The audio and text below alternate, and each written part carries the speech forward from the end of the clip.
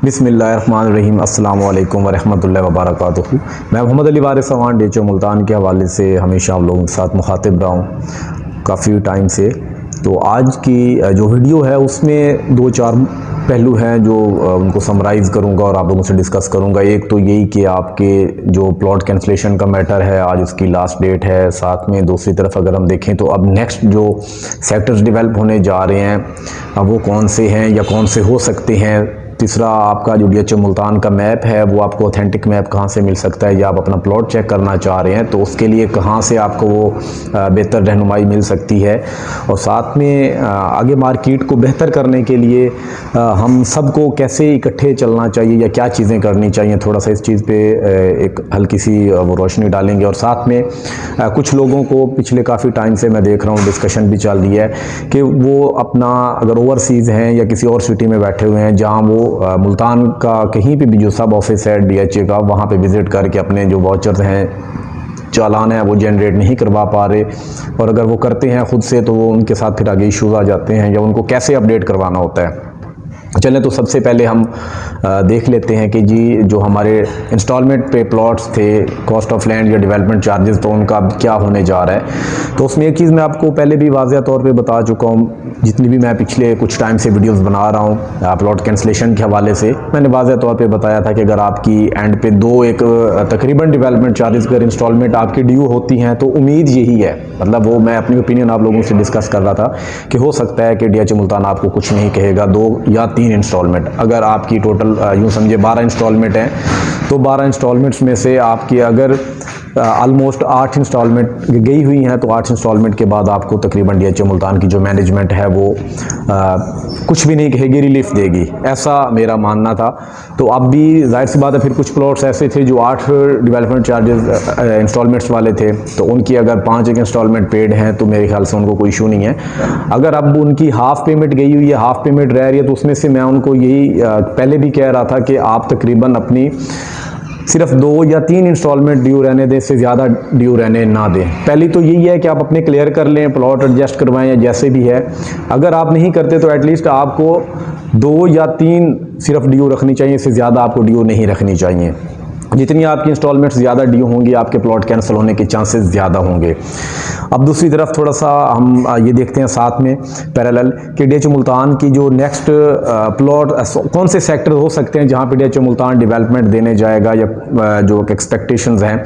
अब इसमें अगर हम देखें तो इनसाइड द रिंग रोड आपके सारे सेक्टर्स डेवलप हो चुके हैं। सेक्टर U1 कनाल एक रह गया नॉन पोजेशन, और सेक्टर K, इन 2 सेक्टर्स में से भी सेक्टर U तकरीबन डेवलपमेंट की तरफ जा रहा है, उसको भी पोजेशन दे दी जाएगी, तो पीछे रह जाएगा आपका सेक्टर K। अब सेक्टर K में आप देखते हैं तो आपके सितंबर तक के जो डेवलपमेंट चार्जेस हैं वो 14 लाख जमा हो चुके हैं। अब दिसंबर की इंस्टॉलमेंट आएगी तो वो आपके तकरीबन आप 15,75,000 पे कर चुके होंगे। पीछे आपकी ऑलमोस्ट 3 इंस्टॉलमेंट बाकी रह जाएंगी। 3 इंस्टॉलमेंट से मुराद ये है कि आपका 2024 सितंबर तक डेवलपमेंट चार्जेस क्लियर हो जाएंगे। जाहिर सी बात है DHA मुल्तान इसको अब पोजेशन देगा या उसमें क्या चीज़ें करने जाएगा। जाहिर सी बात है सेक्टर के आपका एक हो सकता है जिसको आने वाले टाइम के अंदर, कुछ टाइम के अंदर डेवलप करना स्टार्ट कर दिया जाए, इस पर वर्किंग स्टार्ट हो जाए।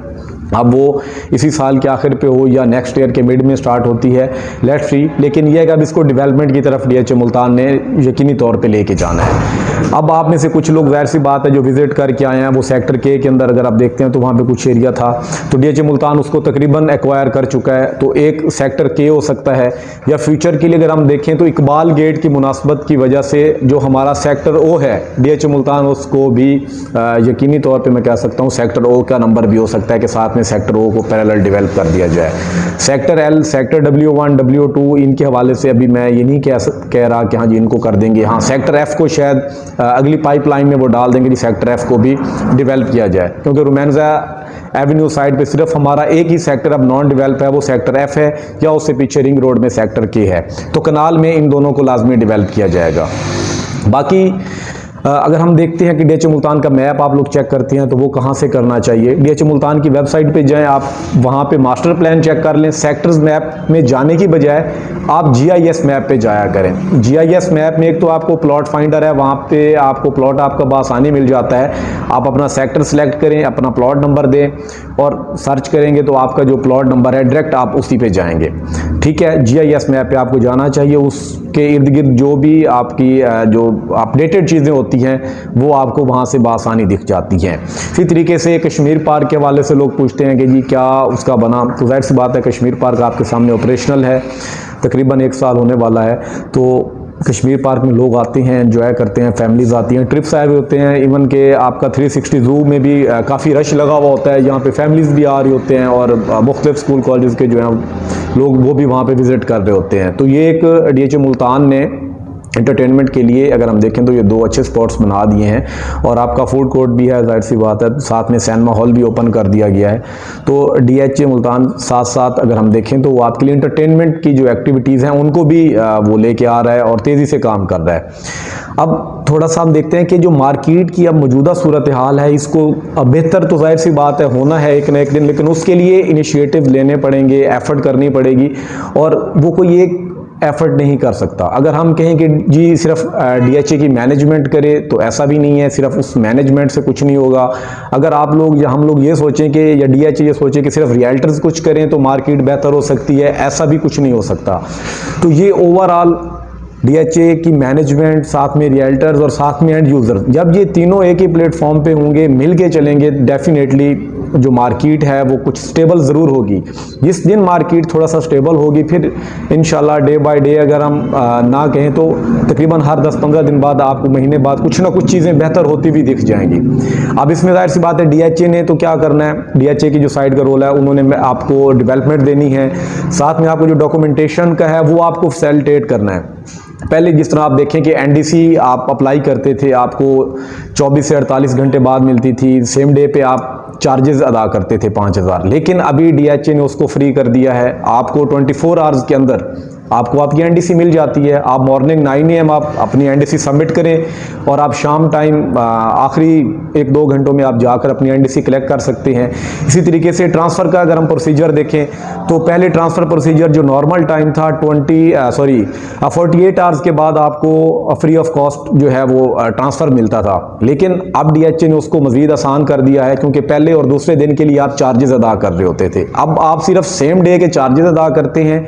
24 आवर्स के बाद जब आप ट्रांसफ़र लेने के लिए जाते हैं तो वो आपको फ्री ऑफ कॉस्ट ट्रांसफ़र दे रहा है डीएचए मुल्तान, और साथ में ओवरऑल आपको सेफ्टी दे रहा है। तो जाहिर सी बात है डीएचए मुल्तान की जो मैनेजमेंट है वो अपना रोल प्ले कर रही है। अब साथ में आप लोग ये सोच रहे होंगे, यकीनन जब ये मैंने बात की होगी तो ज़हन में आया होगा कि जी डीएचए ने तो अब पैनिक कर दिया है, वो इंस्टॉलमेंट्स मांग रहे हैं। तो जाहिर सी बात है उनका अपनी जगह वो राइट पे है, हक है उनका कि आपको MQR HIA इतने सारे सेक्टर्स डेवलप करके दे दिए हैं, और जब डेवलपमेंट दे दी है आप घर भी बना सकते हैं, सारी सहूलियात भी दे दी हैं, तो डेवलपमेंट चार्जेस दर हकीकत इसी चीज़ के होते हैं कि जो आपको वहाँ पे डेवलपमेंट करके दी जा रही है। तो डीएचए मुल्तान मैं समझता हूँ कि पोजेशन सेक्टर्स के हवाले से अपने हक पे है, लेकिन नॉन पोजेशन में थोड़ा सा रिलीफ दे भी रहा है डीएचए। ऐसा नहीं है कि डीएचए ने रिलीफ नहीं दिया, आपको इंसेंटिव स्कीम्स दी हैं कि आप अपनी लमसम पेमेंट करें, आपको रिबेट भी मिलेगा, आपको कोई सरचार्ज नहीं होगा। तो डीएचए की जो मैनेजमेंट है अगर हम देखें वो थ्रू आउट चलती आ रही है, उसने कोशिश यही की है कि वो सबको साथ लेके चले। अब रियल्टर्स का मैं रोल यहाँ पे थोड़ा सा बताऊंगा, उसमें मैं खुद पे बताऊंगा कि अब मुझे क्या चाहिए, हम रियल्टर्स को क्या चाहिए कि अगर किसी ने कम कीमत पे चीज़ सेल कर दिया है तो हम फिर वो कहते हैं ना कि हर सोशल मीडिया प्लेटफॉर्म पे हम वो शोर मचा देते हैं कि जी नहीं ये इस कीमत पे प्लॉट सेल हुआ है तो अब हमें इस कीमत में चाहिए, या उस कीमत पे हम वहाँ पे वो धड़ाधड़ प्लॉट डालना स्टार्ट कर देते हैं। तो उसमें हम रियल्टर्स ने शायद ये कभी नहीं किया कि जी जब कोई चीज़ महंगी बिकी है तो हम वहाँ पे उसके मुताबिक रेट भी बताएं।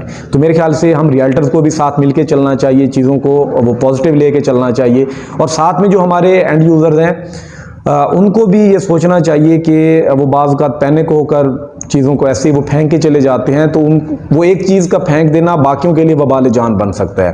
पेशेंस के साथ चलना चाहिए आपको। आप जहां इतना अरसा आपने वेट किया है वहां पे आप कुछ टाइम और वेट कीजिए।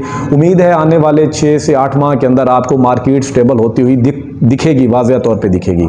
अब आ जाते हैं एंड पे कि जी आपने वाउचर या चालान कैसे जनरेट करने हैं। वो पहले भी मैं एक वीडियो बना चुका हूँ। आप DHO मुल्तान की वेबसाइट पे जाएं, जनरेट चालान के ऑप्शन पे जाएं, वहाँ पे आप अपना रेफरेंस नंबर CNIC नंबर दें।